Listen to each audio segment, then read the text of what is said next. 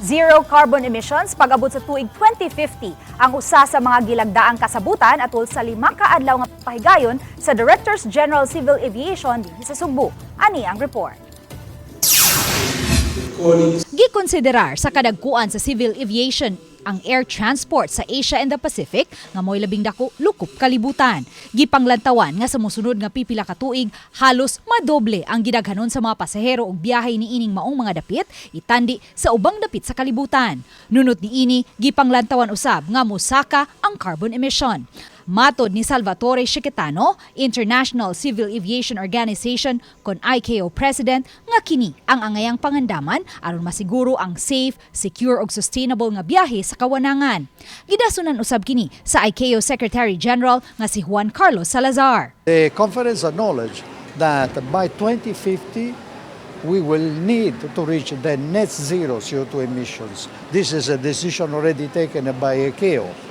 To reach net zero, that means that we have to take a certain number of actions in order to face the increase of traffic with the reduction of CO2 emissions. Collaboration among the different stakeholders, I'm speaking about civil aviation authorities and governments, but also industry stakeholders and those that invest in aviation, is essential. Og isip pagsanong niini, ang Mactan Cebu International Airport milagda og kasabutan niadtong Oktubre 16 uban sa Airport Council International Asia Pacific and Middle East aron makahimo og mga pamaagi nga maminosan ang carbon emissions nga mahasubay usab sa unsa may global standards. Ang kalihukan gisaksihan usab sa kadagkuan sa International Civil Aviation Organization pinanguluhan ni Chiquitano.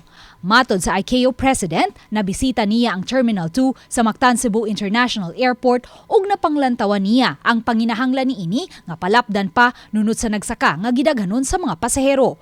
Lain niyang sugyot ang pagpalambo pa sa digitalization sa mga tugpahanan sa Pilipinas, ilabi na sa pag-ila sa matag pasahero nga dakong tabang usab sa isyu sa seguridad.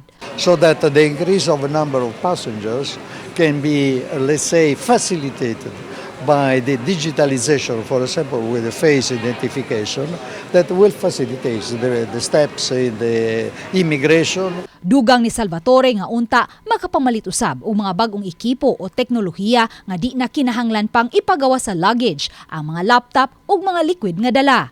Gipasabot sa Deputy Director General for Administration sa CAAP, Attorney Danjon Lucas, nga nagpadayon karon ang pag-upgrade sa technical aspects sa mga tugpahanan sa nasod ug nangandam usab ang CAAP sa audit sa Marso sunod tuig diin sutaon kung nakasubay ba ang mga tugpahanan sa nasod sa global standards. Marami pa tayong binabudgetan. Next year, marami pa tayong binabudgetan sa tulong ng DOTR, sa tulong ng House, sa tulong ng Senate. Mag-aalat sila ng budget para sa digitalization, modernization, and upgrade ng ating air navigation service. Sa pagtapos sa 59th Conference sa Directors General Civil Aviation nga gipahigayon dinhi sa Cebu, gitunol sa Pilipinas ang bandila sa ICAO ngadto sa nasod sa Japan, diin ipahigayon ang 60th DGCA Conference sa Hulyo sunod tuig. Uban ni Marlon Melgazo, Luan Merondina, Balitang Bisdak.